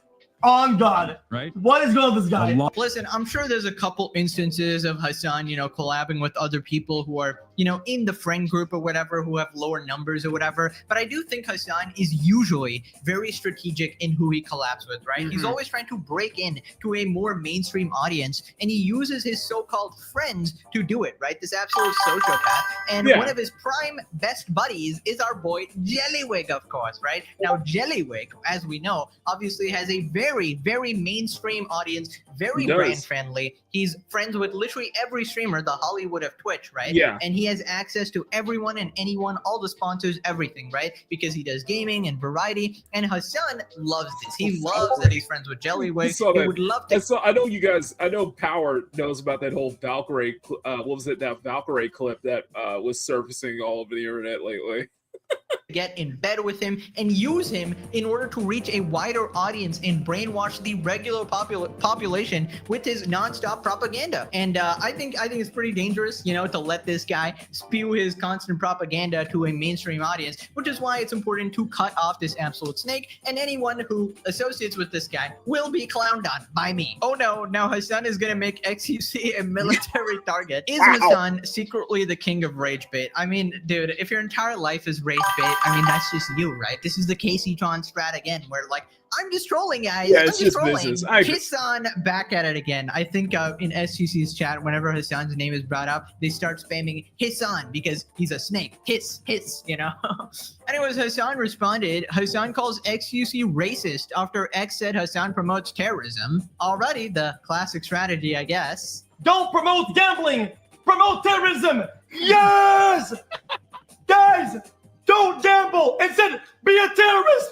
Boom! Be a terrorist. I like that he went. This is incredible. This is incredible political commentary. I'm glad that he's still doing that. I got destroyed in the marketplace of ideas. I can't really do nothing about that. Hassan intellectually destroyed in the marketplace of ideas. Yeah, Chatter was right. XQC was right about me. There's nothing I can do about that. It's weird how y'all were friends at once. Yeah. Yeah. I'm promoting terrorism by saying, hey, Israel shouldn't do genocide. And also the international law dictates that people are allowed to fight back against Israel doing a genocide. Dude, there's just no way. There's just no way this guy's talking about. So you completely, I love you completely just like Matrix, like Neo from the Matrix, like dodging the point that you actually had Hoopty Terry's on your stream. You equated them to Luffy from One Piece. You actually equated the buyers as to Luffy from One Piece. And it's just hilarious that you completely are just like Neo from the Matrix, dodging all of those bullets, dodging every one of them, and not actually in understanding that you have this heavy main character syndrome, that you can't acknowledge that you are saying all of these live, and that's what's putting so many people off to you in the first place. I think Twitch is such hot water as it is right now. Like, come on, man. Just this, it's the extreme lack of self-awareness that I find it just absolutely hilarious. The law, guys. Terrorists, they would never violate the law, guys. I've never seen evidence of them doing that. There's no actual forensic evidence of any terrorists violating laws. I actually haven't seen the court case, where the terrorists are proven without a reasonable doubt that they committed crimes, right? Of course, Hassan is right here. Dude, you just can't be serious. This is the hill he wants to die on. Oh, yeah. Terrorists actually don't commit crimes. Like, dude, you're such a hypocrite. It's crazy. Also, how embarrassing is to get intellectually dominated by XQC, dog. Put the toenail clip. It's cool because, like, he basically went from... He went from, why are you calling me out for promoting gambling? I'm also racist as...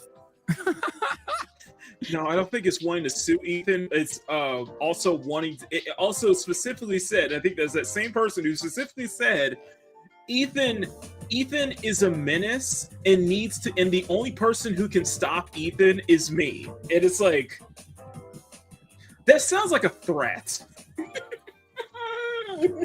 It sounds like a threat. Like an actual threat. Like you're threatening to go after, threatening to harm Ethan Klein specifically. Yeah, it sounds like a threat.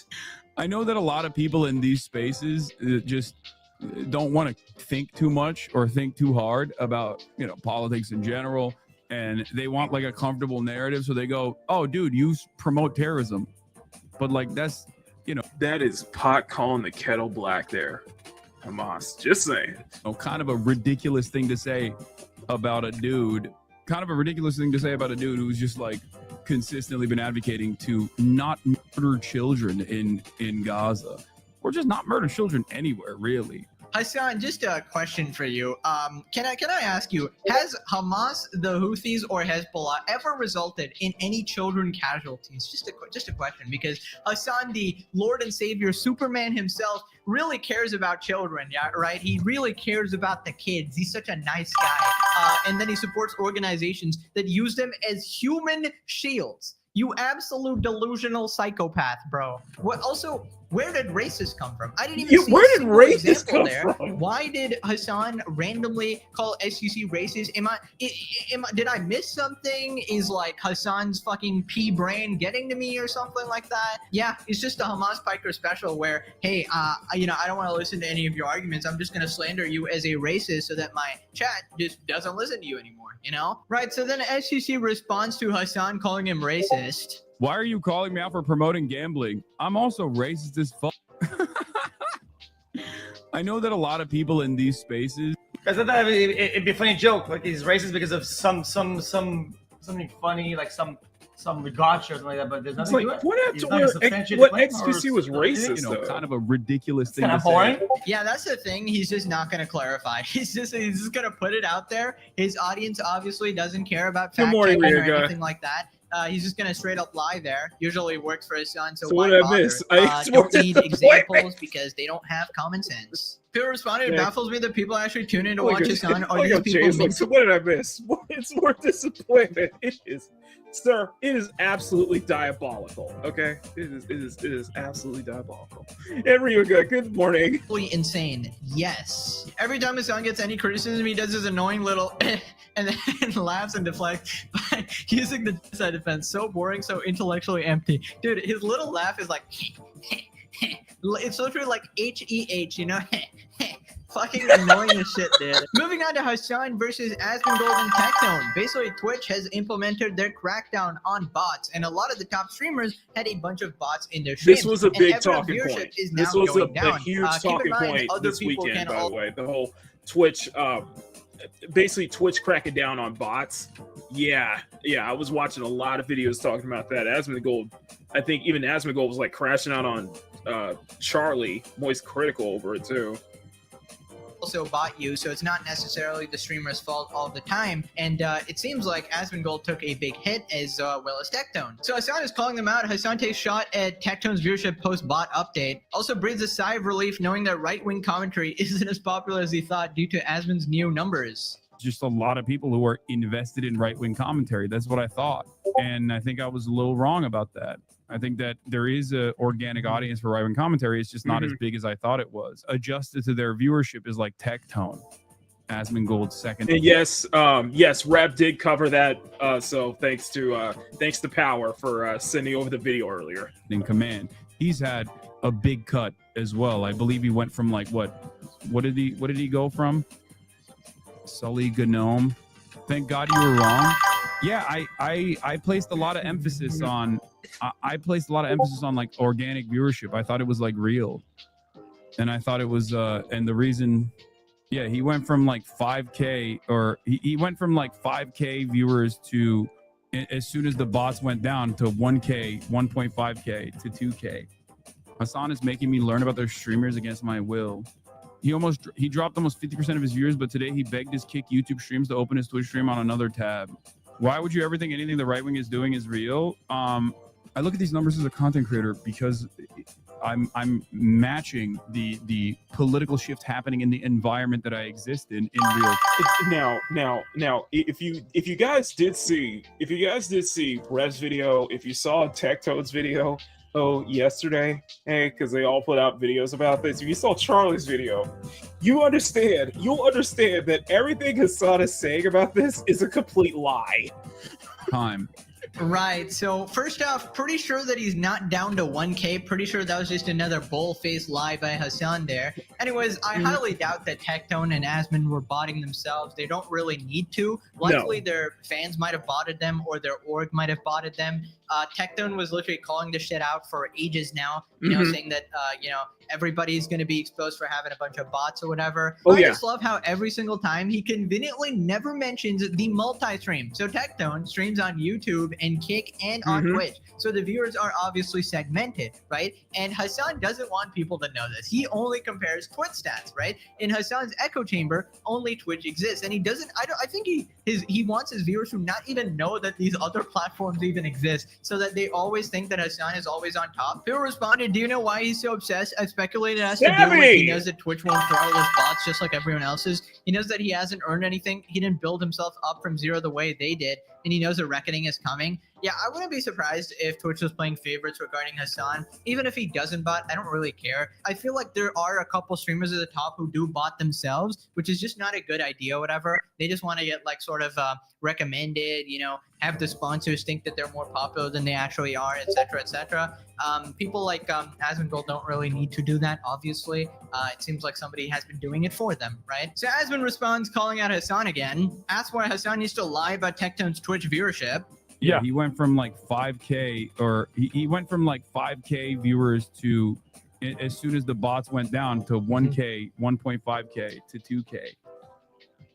Now, that is not true, because Cue Ball actually pointed this out, that in his metrics, he only went down from like 5K to like 3.4K.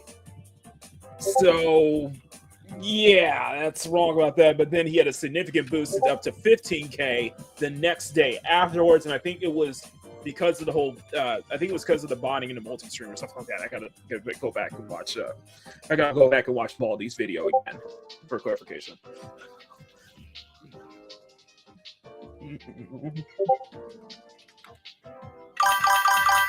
Never mind. I'm like, Patrick, look at this. Look at me. Look at his extra.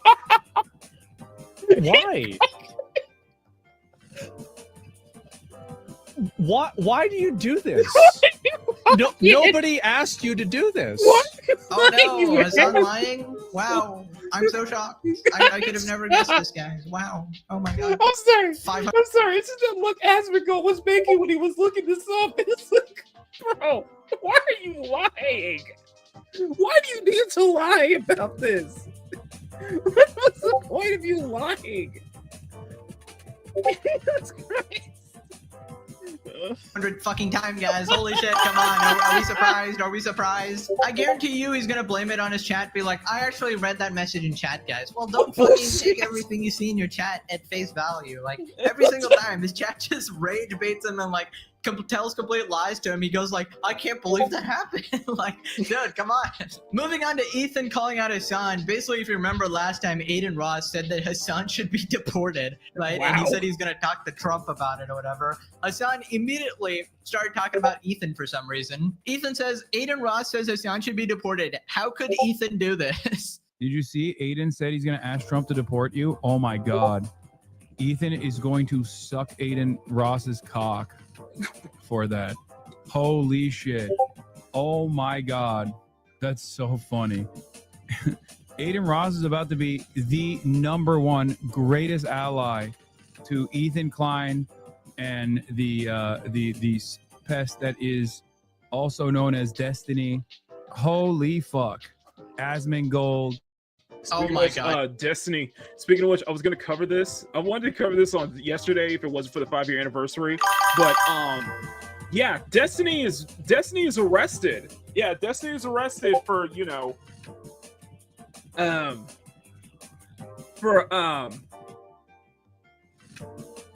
chatting with a minor, chatting with a 17-year-old. Yeah, let's just say that much. Yeah, Destiny was caught in 4K. Chatting with a 17-year-old, and he was 33 at the time. Destiny is cooked. He is beyond cooked at this point. He is beyond cooked. He probably needs to, keep his mouth shut during this entire procedure, because it's just gonna make it look worse on him.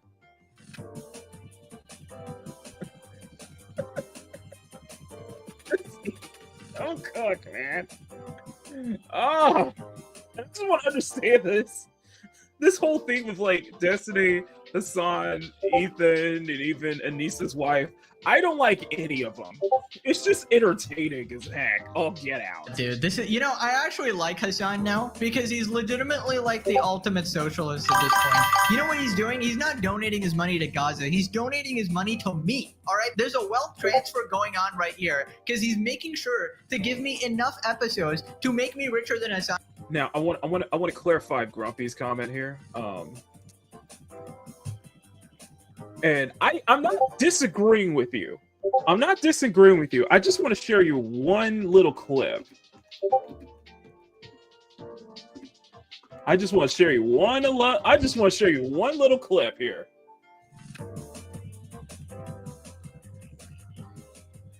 So where is that?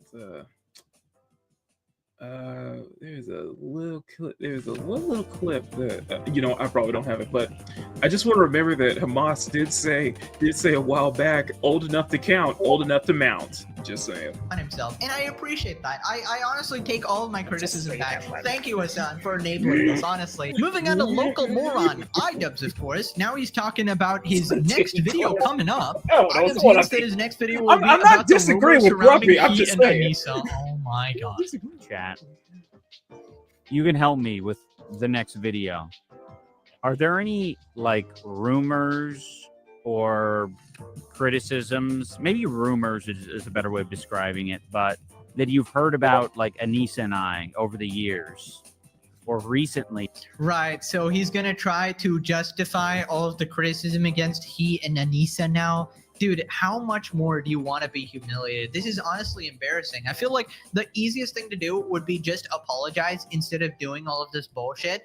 And I don't know. I think he's going to address some irrelevant points like, well, actually, Anissa never really liked. Oh, yeah, that was right. Argo said, I feel like that lady ain't going to be here much longer. Yeah, she's probably just going to leave this high empathetic. Yeah, once his money dries up. Yeah, basically. She went, well, they're broke. They're broke, and she went back to OnlyFans. Abe, right? My boxing trainer was just mad at me, and he was lying about all of this, right? Which, in that case, was just a he said, she said, and nobody's going to believe the proven fucking liar iDubbbz here, right? He wants to say that, hey, guys, I'm not actually a cuck. My wife just relaunched her OnlyFans recently, right? I feel like there's truly nothing he can actually do at this point because bro is so absolutely cucked and broken. He's just completely pathetic. He's now known as the guy who tried to sneak money away from a charity 34%, known as the guy who backstabbed his best friend, went in cahoots with Hassan and the orbiting squad, justified the CPS call on his kids, all this horrific shit. His reputation is completely cooked. Doubled down 500 times, screwed up. Well, let's see. It all started with the content cop. It all started with that whole content cop he made on Ethan, and then it led to the whole allegations of him basically stealing money from charity with the creator class just basically going up in flames. Then it led to this, that, and the third, and now he's trying to be a bread tuber, and yeah, his career is completely cooked, and you can't deny that it was likely due to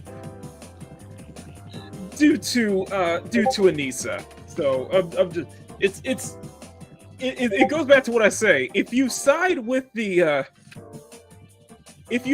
Hamas Diddy Piker, your career is likely going to get screwed over. Your career is likely going to get screwed. Just saying. For everybody, and I feel like this video is going to be the nail in the coffin for his career, man. Like it just keeps going down and down and down. More and more people hate him, and I don't know why you would even attempt to do this, man. You're not going to change anybody's mind here. Now, click this video or.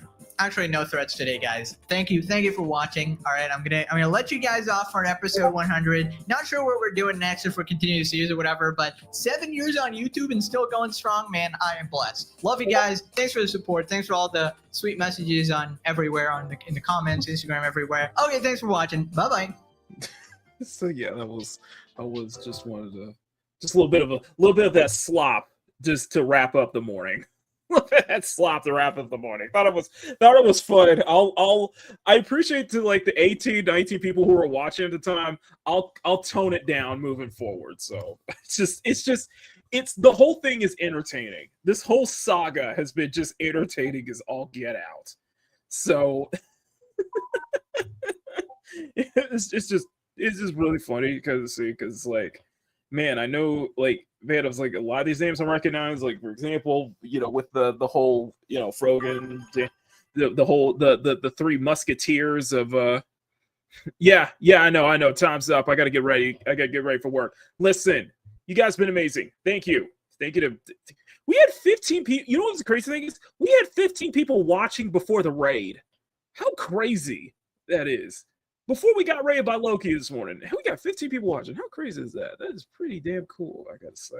But thank you guys, seriously, all of you. Thank you for the incredible support lately. Thank you for yesterday. Yesterday was an absolute blast to do the three musketeers. I know, right? Sans Orbiters, Frogans, Denims, and Caseytrons. But basically, shout out to Pegasus for no Frogan flashbangs today. Flashbangs today. Anyway, guys, keep being based. Keep being banned. I'm not taking it. I'm probably banned. Listen, you guys have been amazing. We got 60 people watching. Like, guys, smack that like button, make it jiggle. Smack that subscribe button, make it jiggle. Thank you again. I know I'm going to say a lot, but thank you to everybody who showed up on yesterday's 5-year celebration. It was very sentimental, and it really, really meant a lot to me. And you guys have been absolutely cool. And just like watching the first live stream we did was definitely a moment to reflect. And it was also a learning moment. I felt like a learning moment too. So I feel like I learned a lot yesterday. So, but you guys have been amazing. We may be back tomorrow for a muted show, for a straight up muted draw stream. So that way we can no current topics, just me going silent, music in the background, and we're just drawing. So I might be back tomorrow for a muted draw stream, and then back on Wednesday. We're gonna take the bullet. We're gonna bite the bullet, and we are going to react. We're gonna cover some. If there's any other censorship topics, we'll cover that. But we are going to react to the schlep video from last week. So we are going to react to that. So and that will get throttled. I guarantee you that. So anyway, you guys have been amazing. Smack that like button, make it jiggle. Smack the subscribe button, make it jiggle. Thank you to all the channel members. You guys have been absolutely amazing. I do need to get the batches ready by the end of this week, since it's about Labor Day weekend's upon us too. Labor Day weekend's closing in. All that good stuff. Follow me on Newgrounds, Etsy Shop, Twitter, links in the description. Check out the community tab. So I'll be updating with posts today as well. I'll probably put a new Cyberpunk story post today as well, and all that good stuff. Thank you all so much. Thank you for watching. I'm Makini, an IDR Sermon Illustrator, and this has been the Monday morning edition of Makini in the Morning. Thank you for getting your morning started off on the right foot with us. Until next time, stay cute, stay sexy, have fun, take care, much love. Never apologize for wanting attractive women in your media, especially your video games. Say no to censorship, and above all else, never stop drawing. Have a great rest of your Monday, guys. I'll see y'all later. Until then, I love y'all. Peace. Cute, sexy, and fun. And that is definitely the best way to describe our channel members, too. We'd like to thank everyone in the CSF Nation for your incredible support. Join the channel for as low as $1 a month to get access to exclusive art drops that Makini drops every 2 months for his channel members. And all your support goes to helping out the channel and helping Makini put out the best content he can for you all to view and you all to enjoy. He appreciates all of your support, and we also appreciate your support as well. CSF Nation for life. Mwah! Gracias.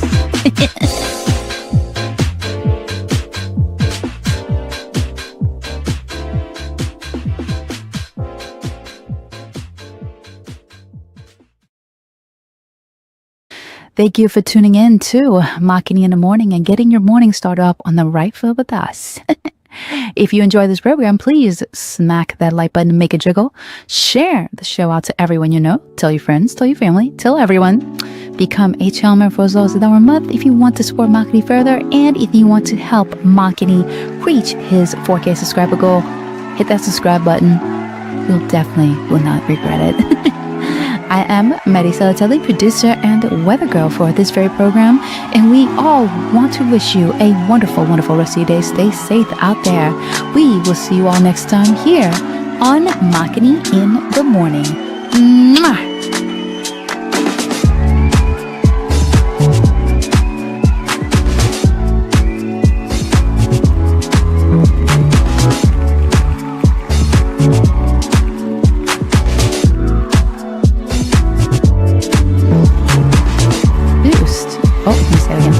Makini in the Morning is filmed before a live studio audience at Makini Studios in Arcadia Village's South Tower, right in the heart of the city.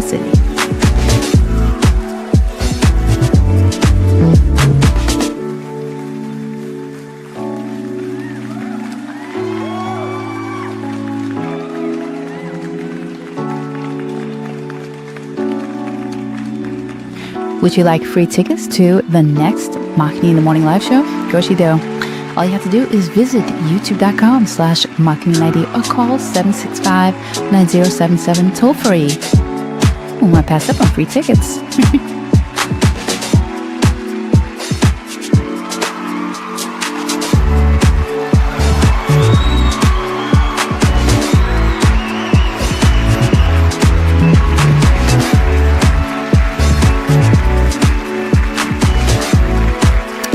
For written transcripts, please send $5 to Lucky Nego Transcripts at P.O. Box 425, Palmetto Valley, CSF Nation.